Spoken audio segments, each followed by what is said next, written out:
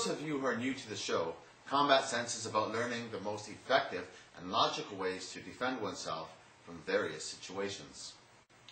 Our instructions are based from the science of human actions and reactions and the awareness of possible attacks and counters. During each show, we cover the most practical and effective ways to deal with a particular confrontation. In Episode 1, we covered face-to-face, close-quarter confrontations. In Episode 2, we covered confrontations, actions, and reactions for situations when an aggressor grabs you by the wrist and controls you and your movements. Episode 3, we covered attacks from directly behind, as well as both angles from behind. If you have missed any of these episodes, you can order them online at www.combatsense.tv. Here in Episode 4, we'll be covering actions and reactions, Combat Sense Defense, from a various assortment of kicks. It's great to practice and learn how to do everything. If somebody practices martial arts and they have the ability to do all these kicks, everything has a place and purpose and time. You have to know when to use the kicks for yourself and not against yourself.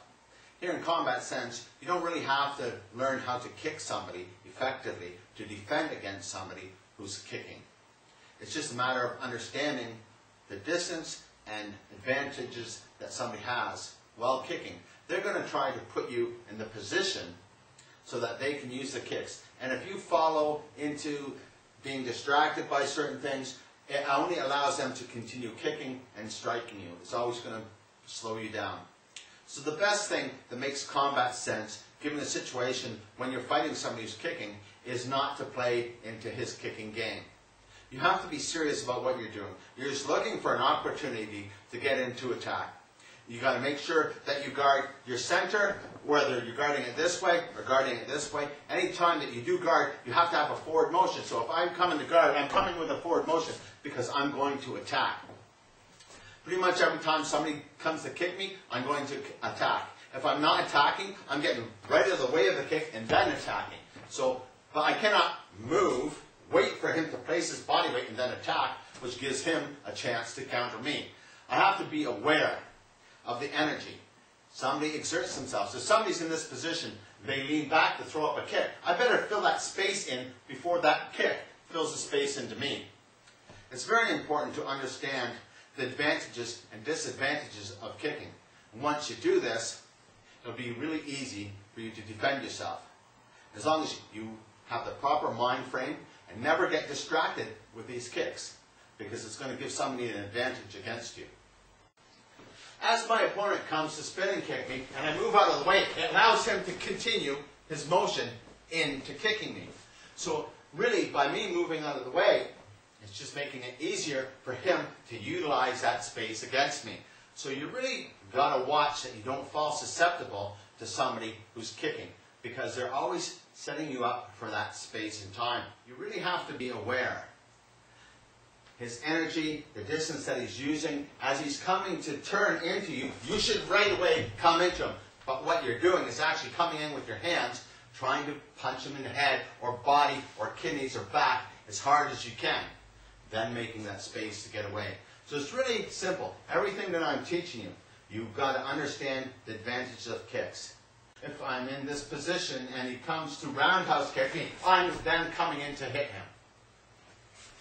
If I'm in this position and he comes to spinning side kick me, I'm coming in to hit him. You have to have it in your frame of mind. You never let somebody set you up for a kick.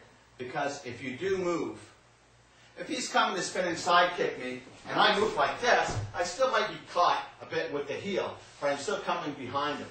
So it's not as effective as coming in and jamming the kick right off the bat. So there's situations where you can kick somebody, and there's situations where you shouldn't. And once you understand the difference, you can make it work for you. Now there's other kicks that people use when spinning. It's usually people who practice the martial arts and feel that they're fairly effective. But you got to understand why they're effective. Some people may come to do a roundhouse kick, and if you're moving backwards, they'll continue doing a spinning crescent kick and then into another roundhouse kick. None of this would have happened if when he came to roundhouse kick me, I blocked that roundhouse kick and come through striking him. It wouldn't give him the opportunity to play those games of one kick, dancing into the next kick, into the next kick. Because some people who are good at kicking will always keep you at that distance, and it'll be like walking. They'll come for a kick, they'll see where you're going, follow the next kick, see where you're going, follow the next kick. Every time they're just kicking you, and you're falling into their play. If you understand that you're falling into their play, you don't take that from them. You hold your ground, and as soon as they come, you explode jamming their kicks. It takes their game away from them quite quickly. And I would recommend that's probably one of the best things for Combat Sense.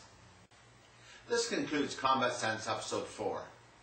We hope to see you next week when we cover situations when you're sitting down, either at a bar or a restaurant. Until then, let Combat Sense be with you.